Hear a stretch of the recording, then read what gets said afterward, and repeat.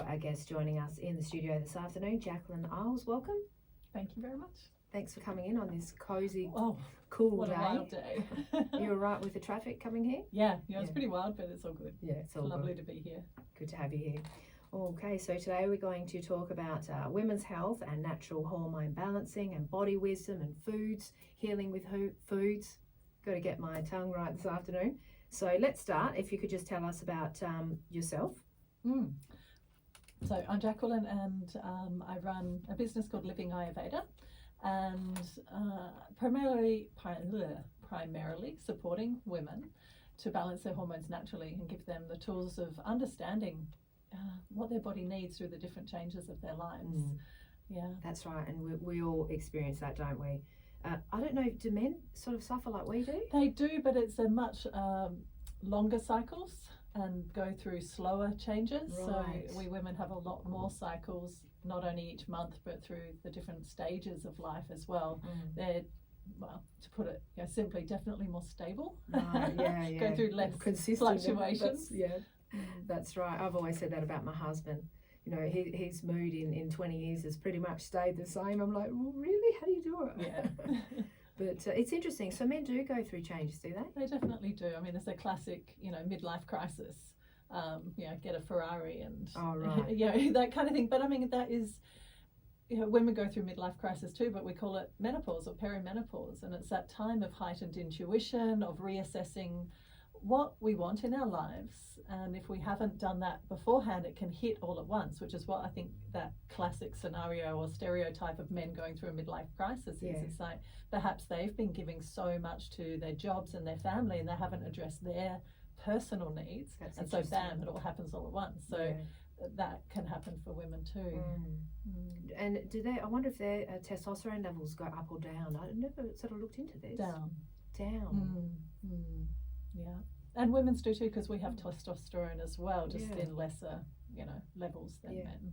That was interesting what you said about intuition goes up when we go through menopause. It is, because the changing levels of our hormones, primarily estrogen and progesterone, actually there's been studies, amazing studies, that show how the different changes or levels of the hormones actually open up different centers in our brain, primarily the intuitive centers of our brain. So it is amazing that perimenopause is a time of heightened intuition, which is why it's often that time when, if women haven't addressed their deeper needs or aren't living in integrity with what their real true heart's desires are, there becomes a lot of inner conflict, which stimulates more or exacerbates physical symptoms as well.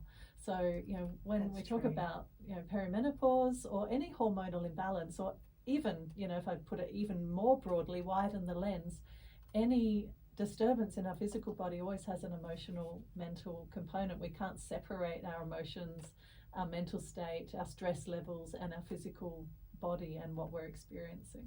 So especially true with hormones. And food is very powerful in that mix too. We don't realise what we put in our what mouth. We're putting in our bodies, and it's a combination. In Ayurveda, which is what I practice, which is traditional Indian naturopathy or wellness and understanding the body through the lens of that system. It's not only what we eat, but it's also how we're able to digest.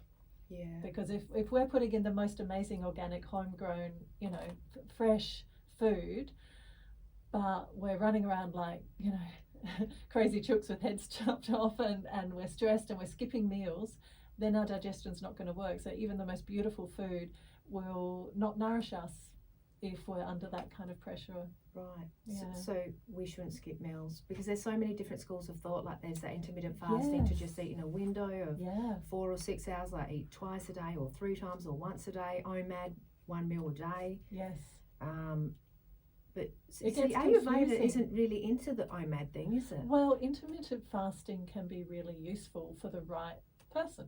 Yeah. So it really comes down to the individual, which Ayurveda is very big on. It's like, it's not that this herb or this technique or this new diet is right for everyone. It comes down to, what does the individual need at this time of their life in this season. So intermittent fasting can be wonderful if someone's got a slower metabolism, and that comes back to digestion. It's like, if our digestion's feeling overloaded, I mean, even to break it down on a simple level of just one day we've had a really big lunch, a nice long lunch with friends, we've eaten more than we might normally, then not having dinner is a good idea. It's like, give your body time to digest, and if you're not hungry, don't eat. Yeah, often we eat because of habit, of timing. It's like, oh, it's dinner time, I should eat something. But if, for example, we'd had that long, big lunch, it's a great time to just wait until we feel that hunger again, or give the body time to metabolize and digest. And then our body will naturally tell us when we're hungry again. That's right. It is a day-to-day thing, isn't it? Because we change every day. Just every day is a new day.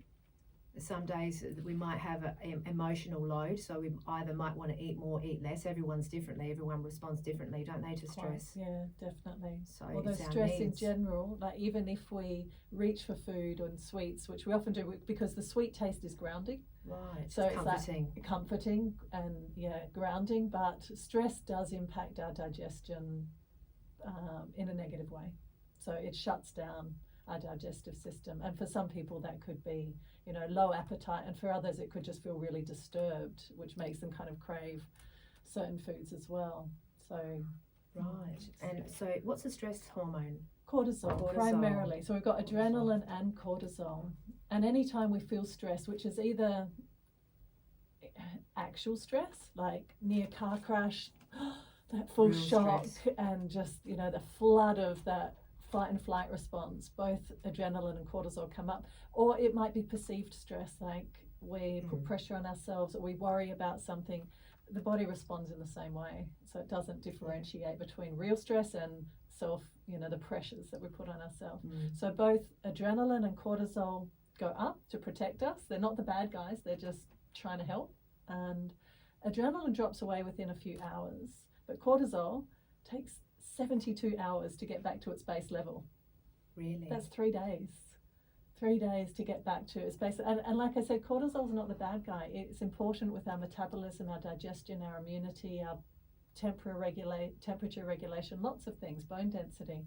But if it's heightened in our system for, all the time, and quite often within those 3 days, there might be another little, and then another, and then it just keeps staying heightened in our system, and then that becomes a real problem, and that starts to disturb our hormones like progesterone and estrogen as well as being detrimental for our digestion and our just emotional well-being. Exactly. We become more frazzled. That's true. So how do we fix that? Good question. The million-dollar question. The million-dollar question. You're going to try and answer. Well, quite often it's easy to get into a very reductionist thought pattern when it comes to hormones. It's like we, might get tested and go, oh, estrogen's low, therefore I should take this for estrogen, or progesterone's low, therefore I should take this. But if we widen that lens again and remember that the cortisol is a big player in hormones becoming imbalanced, then we can take care of ourselves on a very holistic level of slowing down, for women, delegating, asking others to help, asking for support, not trying to do it all ourselves. That's, really something I see a lot in my practice with working with women one-on-one. It's just that we put so much pressure on ourselves to get everything done, looking after the family or the kids or the work or the parents. And it's like, well, when is it ever going to be the right time to put ourselves at the top of the to-do list? So prioritizing our own self-care is so important. That's right. And also sort of making space for that communication with family members before the kettle starts boiling, right? Before the lid comes off. Because we just think, everything's okay, everything's sort of fine, and we've dealt with it for this long. But, it's good to have those conversations.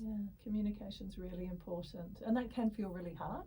But once we get compassionate with ourselves and recognize what our needs are, then we can, in a kind, compassionate way, share, communicate what our needs are as well, and then change can start to happen. But the key is how we do it, isn't it? There's so many ways of doing it. We've all been there, done that. Absolutely, all culprits of just lashing out and losing it. It's for human. Absolutely. We've got to go through that to know, hey, maybe that didn't work. That's right. No, look, it's good. You hear people saying that, they've been married for 20, 30 years and they have to make time to go on a date with their partner because It's just like ships in the night walking through the hallway. What'd you do? Oh yeah, work's good here. Can you chop the lettuce, or did you take the bins out? Yeah. It's nothing wrong with that. That's life. But we have to remember, hey, let's take a seat together and have a chat. You know. You're reminding me. I've just had a weekend of with my couple, with my partner, away doing work on the relationship, which is something I recommend we all do. It was amazing, and I was really reflecting on it because this is what I share with a lot of my clients, that where our attention goes, our energy flows, and a lot of our time in our busy lives, our attention is to our work or our kids, we don't often give the attention to the relationship, the primary relationship as well, which can of course create, conflict or strong feelings as well. So, and when it comes to hormone balance as well, same, like where our attention goes, our energy flows. So one of the primary causes of that feeling of really frazzled and doing too much is multitasking. I was a huge culprit of that when my kids were younger. You're here and then you're there and you're pulled all over the place. But if our energy flows where our attention goes and it's going all over the place, you just feel really scattered and really depleted. And then that depletion, again, it stimulates the cortisol, it triggers the cortisol. And when cortisol, again, is heightened in our body, progesterone, which is a very stabilizing hormone, it keeps things balanced in our bodies, like our mood and our blood sugar and our bone density, and holds things in place, as well as keeps estrogen from getting too high. So when cortisol is really high for a long time and the adrenals, the little glands that produce cortisol, get tired, they go, help, someone help, and progesterone goes, I'll help, and it will become a precursor to cortisone. So then we get depleted in the progesterone as well. And when you were saying all that, it sort of, you were saying that you're busy, we're busy with the family or with the responsibilities with kids, etc., and that's sort of good for a time.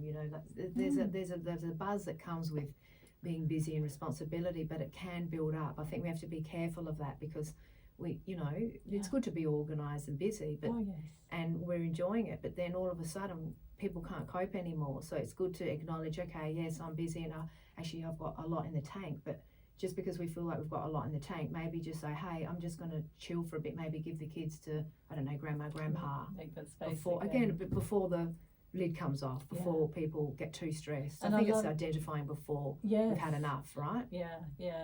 And I love the word buzz that you use there, because it does feel like that. So we actually get addicted to the heightened levels of cortisol. It's like it feels like that's normal, and it is a bit of a buzz. It's like, I'm so, life's so full and busy, and I'm doing all of these things, and isn't that good? And I mean, really, our society rewards busyness. True. And values production over rest or that downtime. Exactly. So it's we're steeped in a culture that's pushing us into that modus operandi, whereas really we can remember, as you said, to pick it up before we lose it, before the pressure steamer goes off, and slowing down. And as you mentioned earlier, the communication. And in a sense, it's why we reach for things like yoga or Tai Chi or walking in nature. It's all those things that we're looking to soothe our nervous system, because we do feel frazzled very often. It's like we know how to heal ourselves if we just take a few moments, whether it be like minutes or half an hour or days, weeks, whatever it is for each individual. We've got the answers. People have the answers for themselves. Absolutely. I'm a huge believer in that. And, that's one of the things I love working with people is to help them uncover their own wisdom. They've got it. Because it's different for everyone. Yeah. Someone might want to go for a walk in nature and hug a tree. Well, that's what I do anyway. I went for a walk with my husband and the dog the other day, and I said, just stop. There was a beautiful big tree, and I just wanted to touch it. Yeah. And he's like, what are you doing? You look silly, like, what are people going to think? I mean, he's joking too. He's a bit of a comedian. But I'm like, no, it's a real thing, right? Yeah. I just lean on it and just touch it. It's very grounding. And if we think, in terms of those opposites, when we're stressed, we feel frazzled, and the energy's moving upward to our head, and our thoughts can't stop, and then our sleep's disturbed. We want to do things that do bring our energy down, whether it's just the walking on the earth, even just getting barefoot on the earth, or hugging that tree, or sitting and focusing on the breath. All those things are very important when it comes to hormone balancing and soothing our nervous system. It's like we have to befriend the nervous system first, like to become aware of its needs, and then we can take care of it. Because there are times we want to be energized, we want to do something that really lifts us up, and then other times if we're feeling that buzziness, we want to soothe and bring it back down again. So it's recognizing first, like, that's a good point, what's going on, and then we can make the steps towards rebalancing. It's like a swing. Yeah, we're always changing. It's not going to be the same for us every day. It's finding that balance. Look, I saw a couple of things. Correct me if I'm wrong or the articles are wrong. Causes of hormone imbalances. Okay, we've mentioned stress. Yes, big one. Things like caffeine and stimulants. Yes, I get that. So caffeine can cause imbalances. Fragrances, too much exercise, too much screen time, unprocessed trauma. Yeah, look, it comes at us from all sorts of angles, doesn't it? So I'll speak to a few of those things.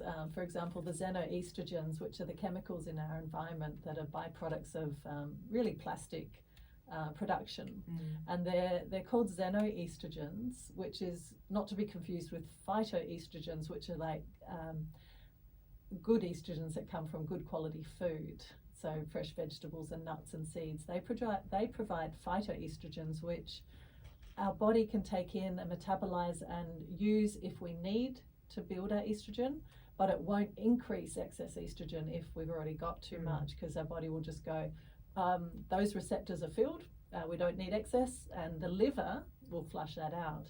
Whereas with xenoestrogens, these chemicals which we find in pretty much all plastics, but you mentioned fragrances, so anything that on a bottle says perfume, like Parfum, or fragrance, if they're not essential oils, they're synthetically created, and they are very high in those xenoestrogens, which mimic estrogen in the body, and the liver has a very hard time metabolizing and excreting them out of the system, so they do accumulate, and getting excess estrogen is really dangerous for our bodies, because it's excess estrogen which feeds fibroids, endometriosis, fibrocystic breast tissue, breast cancers, so heavy bleeding, brain fog, all sorts of things, more weight gain and fluid retention. And so they're all signs that the hormones are imbalanced, and that often that it's estrogen. But again, it does link back to stress, because if progesterone is supporting cortisol, the demands for cortisol in the body, it can't hold estrogen in check, which means estrogen, for some women who naturally have an abundance already or a hereditary trend, the estrogen will increase because progesterone's low, and all those endometriosis, fibroids, heavy bleeding can happen.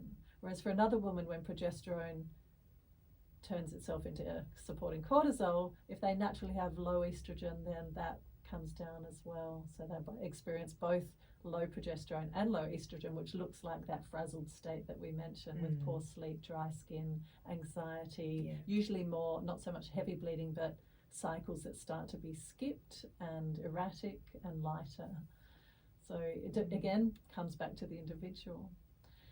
So the xenoestrogens, and then you mentioned the coffee, so caffeine, it's highly stimulating, and the liver it's very heating for the liver as well, so it often comes back to the liver. And some people who are naturally more fiery, their liver can get tipped over the edge really quickly, so taking in heating substances like alcohol or coffee, or even strong spices, chili and kimchi and fermented foods, that all carry a lot of that fire element, that can overstimulate the liver, or even clog the liver in the terms of caffeine, which makes it again hard to metabolize excess estrogen. So interesting. Everything's connected. Wow. Yeah, I did see, just another side thing, I saw that women especially put an average of 168 chemicals on their bodies every day, which is, they're saying no surprise why thyroid disease is up by 5 to 8 times more and more common in women. But that much, That all those is chemicals. so So is much. that like all the creams people putting on and makeup and what eyeshadows, everything, Shampoos, everything. everything, and things that we plug into the wall. Well, personally I don't, but air fresheners, things we hang in the car, all of those things are very high in those xenoestrogens and put a real load on our system. We And don't really need them, do we? no, there are more and more. It's good these days because there are more and more natural alternatives to all of those products.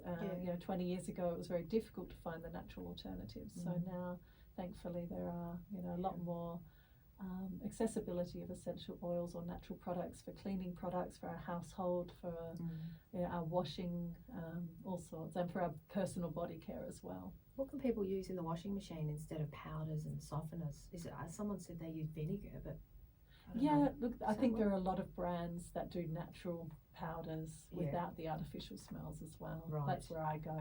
Oh, okay. I just thought there was something. Yeah, look, there certainly are, like bicarbonate vinegar and even lemon rind boiled and distilled and added to vinegar, things like that. Yeah, it's interesting. Okay, lots of possibilities. What about some herbs? Some herbs to balance hormone levels in the body. I know it's hard because it's tailored to very each individual. person. So just I always start with it. It comes down to the individual. So I do use herbs in my practice, and there's some that I use regularly because they're very helpful.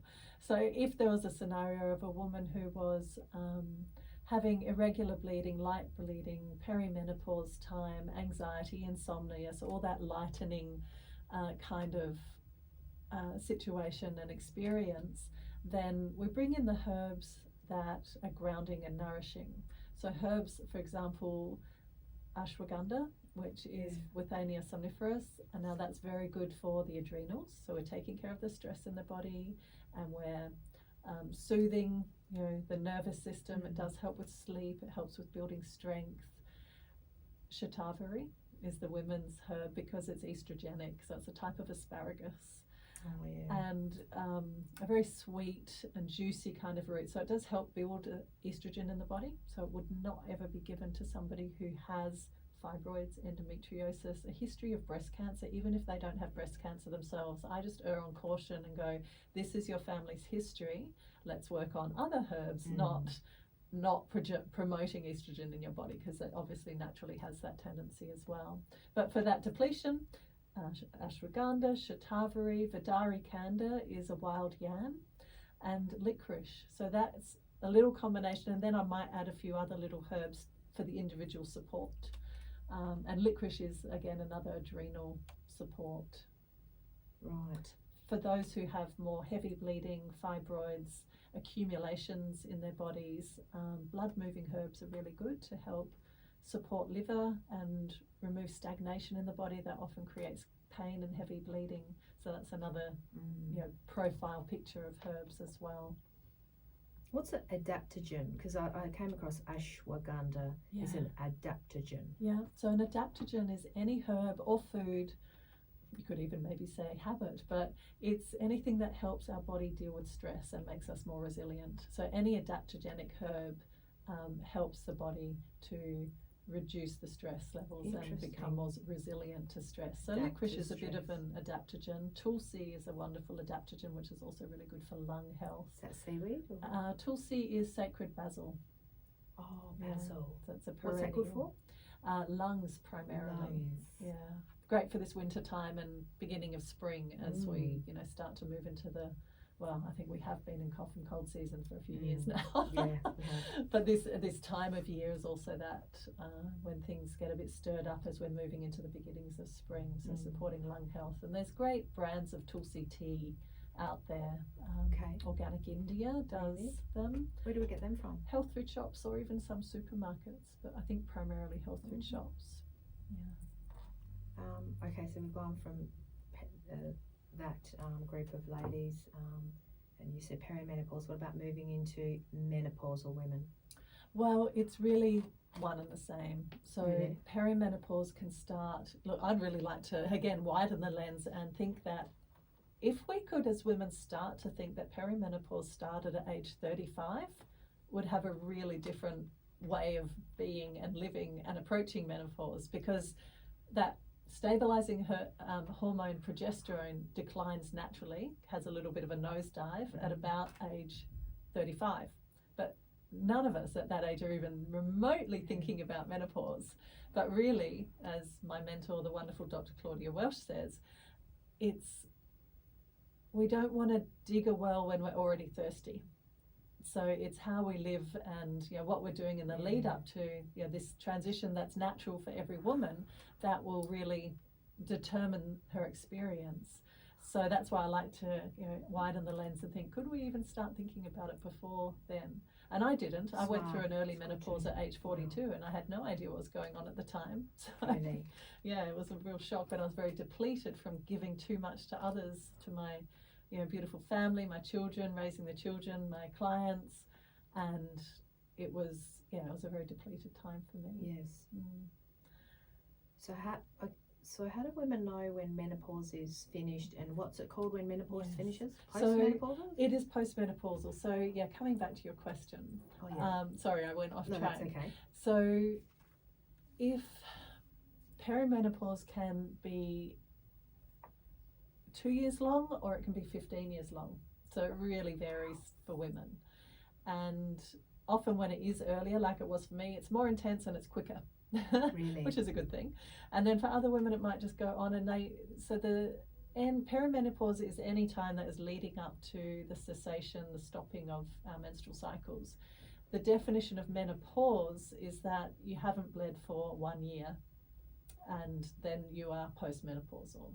So the menopause itself is like that marker of like, oh, it's been a year since I've bled and now I'm postmenopausal. So it's like perimenopause is really the time that we talk about, but we always call it menopause, whereas menopause is just like a demarcation of, okay, I haven't bled for a year, therefore I'm now postmenopausal. Yes. But many, many women who haven't bled for years, their cycles have finished, they're still experiencing a lot of the symptoms of menopause, like hot flushes, insomnia, osteoporosis, dry skin, feeling more scattered or anxious, weight gain around the middle. That's a really common symptom that happens around that stage of life as well, and it's very stubborn, that weight gain around the middle.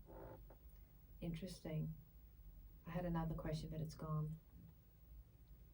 Can't think of what it was now, but it's so fascinating, isn't it, the human body, and it's good that we understand it. We've got to know what's happening. Yeah, we do. Just to tune in, like you said before, we all have our own inner wisdom, and to trust that, because we're bombarded with so much information. Yeah. And it gets very confusing, and then the information changes because there's a new study or a new fad, and then we forget to trust our own inner voice, because our body is always trying to talk to us, always giving us information. So if we can learn how to trust that information and also know how to interpret it, well, what does that mean? Which is what I'm really passionate about, is giving my clients the skills to understand what their body's saying to them. Yeah. So then they can make the decisions in their life that are right for them, and to notice when things change again, and then what does that mean, and how to flow with the changes rather than getting confused or stuck in a particular way. That's what I was going to say. I've heard women say that when they've gone through the menopause and they've passed through that phase, that they're a bit more happier. And you hear the younger women say they were always up and down when they were younger, with the what's it called, mid-cycle and this and that. All the hormones going everywhere. But then once they went through menopause, there was more stable, not so many highs and lows. Have you heard that? Yeah, that's definitely, it can happen.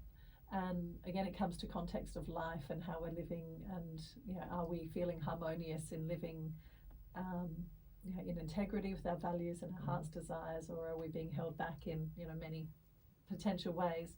But definitely we still have cycles post-menopause, but they're Cycles of hormone, oh really? you know, moving through the body. So it's quite obvious when we're younger and Yeah. we have our, you know, bleeding cycle, and then sort of a surge of energy after that often, which is, you know, described as the springtime. It's like, you know, our bleeding time is winter, where ideally, like in the season of winter, we pull back a little bit, we rest a bit more, we comfort ourselves, we do a bit less. So the bleeding time is that time of winter in our cycle to be gentle with ourselves and slow down a little bit, take care, eat warm things, eat warm food and drinks. And then springtime comes and we feel a little bit more energized again and sort of ready to take on the world. And then around ovulation, which is that halfway mark, it becomes more summer, it's that juicy time, and we're feeling really kind of connected and open. For some it's, you know, this is generalizing, for some it may be a difficult time. And then we move into the autumn of our cycle, which is leading up to our menstrual cycle again, where things might get a little bit rocky, a little bit of pent up, you know, emotion, or the energy might plunge. But if we can start to honor these natural cycles in our lives and make space for them in our lives to go with them, which isn't always possible. I totally get it. You know, we're actually stuck in a masculine model where men have a 24-hour cycle of their cortisol and testosterone going up and down within 24 hours, whereas we have a month-long cycle. But all of our world is set in a 24-hour cycle, so it's very hard for us to honor our natural rhythms as women. But when you explain it like that, it sort of makes sense that once people go through menopause, women go through menopause, that there's not so many ups and downs. Like you said, it was, you know, before ovulation, then after, and then after there's so many movements in the hormonal levels, but menopausal sort of women seem to be a little bit more grounded, you know, everything is sort of a bit more predictable. You know, there's nothing happening really, right? There's nothing coming. It's just they're living their life. There's still cycles, but they're much gentler. Right. And so is that always forever cycles will happen even so in 80, 90-year-old women? There's always still I think so. I mean, moving. If we want to associate that with the moon and how connected we are, because we're, you know, what is it, 70% water? We're a high volume of water in our body, and they're connected to the cycles of the moon and the tides, and so there will always be cycles, but it's definitely lower as we age and quietens.